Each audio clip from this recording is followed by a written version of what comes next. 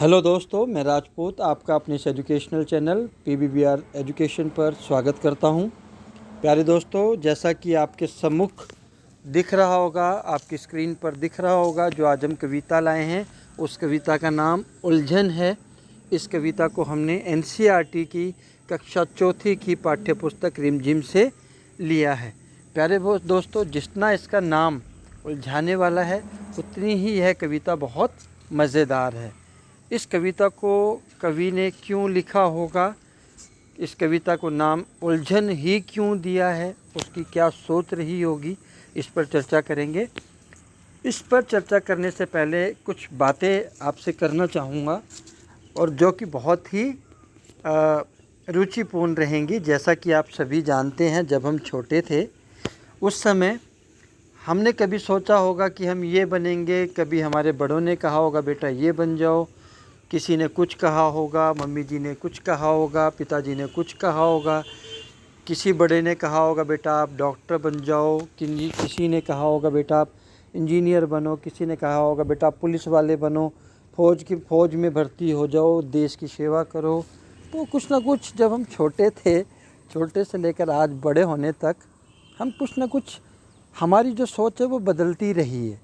कभी हमने सोचा ये बने, कभी हमने सोचा वो बने, कभी हमने सोचा पिताजी ने ऐसा कहा कि हाँ डॉक्टर बन जाना चाहिए, हाँ डॉक्टर बनना चाहिए। फिर हमने सोचा, माताजी ने कहा बेटा तुम इंजीनियर बनो, तो कुछ ना कुछ अध्यापक बनो।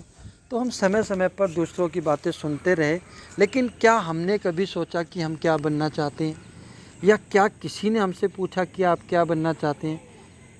अगर पूछा है तो अच्छी बात, नहीं तो ज़्यादातर लोग, माता पिता, सबकी इच्छाएँ होती हैं, बड़ी बड़ी इच्छाएँ होती हैं कि मेरा बेटा बड़ा हो, हमारा नाम रोशन करे।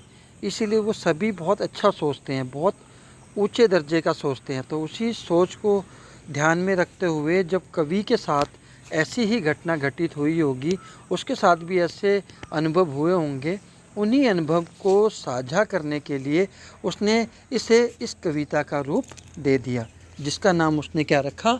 उलझन। अब उलझन ही क्यों रखा?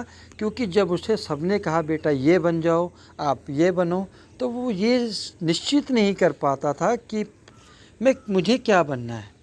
और जब ऐसी स्थिति उत्पन्न होती है कि हम क्या करें या क्या ना करें, दुविधापूर्ण स्थिति को हम क्या कहते हैं? उलझन। इसीलिए इस कविता का नाम क्या रखा है? उलझन। चलिए आइए मज़ा लेते हैं इस कविता का। आशा करता हूँ कि आपको बहुत अच्छी लगेगी। अगर आप हमारे चैनल पर नए हैं तो प्लीज़ सब्सक्राइब कर लीजिए, बेल आइकन को प्रेस करिए और जितना हो सके शेयर करिए। ठीक है, आइए शुरू करते हैं। पापा कहते बनो डॉक्टर, माँ कहती इंजीनियर, भैया कहते इससे अच्छा सीखो तुम कंप्यूटर, चाचा कहते बनो प्रोफेसर, चाची कहती अफसर, दीदी कहती आगे चलकर बनना तुम्हें कलेक्टर, बाबा कहते फौज में जाकर जग में नाम कमाओ, दादी कहती घर में रहकर ही उद्योग लगाओ, सबकी अलग अलग अभिलाषा, सबका अपना नाता, लेकिन मेरे मन की उलझन कोई समझ ना पाता, लेकिन मेरे मन की उलझन कोई समझ ना पाता। तो प्यारे दोस्तों, जैसा कि मैंने आपको पहले ही बताया था कि कवि ने कविता क्यों लिखी होगी और उसका नाम उलझन क्यों दिया होगा, तो उसने अपने शब्दों में इसका वर्णन किया है कि पापा कहते हैं डॉक्टर बन जाओ, मम्मी जी कहती है, माँ कहती है बेटा इंजीनियर बनो, भैया कहते हैं आप इन कामों को छोड़कर कंप्यूटर को सीखो, क्योंकि आज का जो युग है कंप्यूटर का युग है, वो आपके बहुत काम आएगा, चाचा कहते हैं बेटा प्रोफेसर बनो, अध्यापक बनो, प्रोफेसर बनो, बच्चों को पढ़ाओ, आपके ज्ञान में बढ़ोतरी होगी, फिर दीदी कहती है तुम कलेक्टर बनो, जिलाधीश बनो, उससे जाकर तुम सबकी सेवा कर सकते हो, बाबा कहते हैं फ़ौज में जाओ और बहुत नाम कमाओ, देश की रक्षा करो और नाम कमाओ। इस जो अगला शब्द है दीदी, मैंने इसकी जगह दादी इसलिए प्रयोग किया है क्योंकि पहले एक बार और दादी शब्द का इस्तेमाल हो चुका है, तो इसीलिए ये जो दीदी पहले भी इस्तेमाल हो चुका है, तो मैंने इस दीदी की जगह दादी शब्द का इस्तेमाल किया है। ठीक है, तो प्यारे दोस्तों, फिर दादी क्या कहती है, बेटा नहीं कुछ मत करो, बाहर जाने की ज़रूरत नहीं है, क्योंकि दादी और दादा के बच्चे प्यारे होते हैं तो वो नहीं चाहते कि बाहर जाए। वो कहते हैं आप घर में ही अपना बिजनेस करो, उद्योग लगाओ। तो सबकी अपनी अपनी अभिलाषा है। यहाँ पर जो अभिलाषा शब्द है, अभिलाषा शब्द का मतलब दोस्तों इच्छा होती है।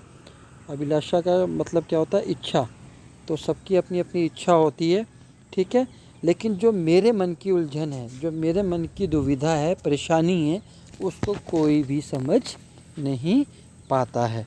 ठीक है, तो प्यारे दोस्तों यही है इस कविता का सरल अर्थ, आसान से शब्दों में इसका अर्थ। अगर आपको कुछ भी इसमें मुश्किल लगती है तो बताइए, मैं कुछ शब्दों के बारे में भी इसमें आपको बताने जा रहा हूँ, कुछ शब्दार्थ और बताता हूँ। उसके बाद भी आपको अगर कुछ समस्या होगी तो आप कमेंट बॉक्स में लिख दीजिएगा, और ताकि मैं आपकी समस्याओं का समाधान दे सकूं। आइए कुछ नए शब्द देखते हैं। जैसे कि आप सभी को पता है डॉक्टर किसे कहते हैं। डॉक्टर जो मरीजों का इलाज करता है, जो लोग बीमार होते हैं उनको ठीक करते हैं। इंजीनियर आपको पता है जो बड़े बड़े प्रोजेक्ट होते हैं, प्रोजेक्ट बिल्डिंग इनका काम करते हैं, उनको इंजीनियर कहते हैं। कंप्यूटर आपको पता है आज का युग कंप्यूटर का युग है। प्रोफेसर जो कॉलेज में पढ़ाते हैं उनको प्रोफेसर कहते हैं, और जो विद्यालयों में पढ़ाते हैं उनको अध्यापक कहते हैं। ठीक है, कलेक्टर के बारे में हमने बता ही दिया आपको। जो जिलाधीश होते हैं, जिला के अधीश मतलब जो जिनके कंट्रोल में जिला रहता है उसको हम जिलाधीश यानी कि कलेक्टर कहते हैं। ठीक है, फौज के बारे में आप सभी को पता है। ठीक है, आर्मी। ठीक, तो आगे अभिलाषा, अभिलाषा का मैंने आपको पहले भी बताया था, इच्छा शब्द होता है, इच्छा। तो ये थे कुछ मुश्किल शब्दों के अर्थ। ठीक, तो एक बार कविता को फिर से बोल देते हैं। पापा कहते बनो डॉक्टर, माँ कहती इंजीनियर, भैया कहते इससे अच्छा सीखो तुम कंप्यूटर, चाचा कहते बनो प्रोफेसर, चाची कहती अफसर, दीदी कहती आगे चलकर बनना तुम्हें कलेक्टर, बाबा कहते फौज में जाकर जग में नाम कमाओ, दादी कहती घर में रहकर ही उद्योग लगाओ। सबकी अलग अलग परिभाषा, अभिलाषा सबका अपना नाता, लेकिन मेरे मन की उलझन कोई समझ ना पाता, लेकिन मेरे मन की उलझन कोई समझ ना पाता। प्यारे दोस्तों, तो ये थी कविता। इस कविता के जो कवि हैं उनका नाम है सुरेंद्र विक्रम जी, जिन्होंने इस घटना को, अनुभव को झेला है। बहुत ही मज़ेदार अनुभव है जो सभी के साथ घटित होता है। तो हाँ, इन्होंने इसको कविता का रूप दे दिया, जो कि बहुत ही सुंदर है। आशा करता हूँ आपको यह कविता पसंद आई होगी। अगर आपको यह कविता पसंद आई है तो इसको ज़्यादा से ज़्यादा शेयर कीजिए, लाइक कीजिए, और अगर अभी तक आपने हमारे चैनल को सब्सक्राइब नहीं किया है तो इसको ज़रूर सब्सक्राइब कीजिए। तो प्यारे दोस्तों, आज के लिए इतना ही। जय हिंद, जय भारत, धन्यवाद।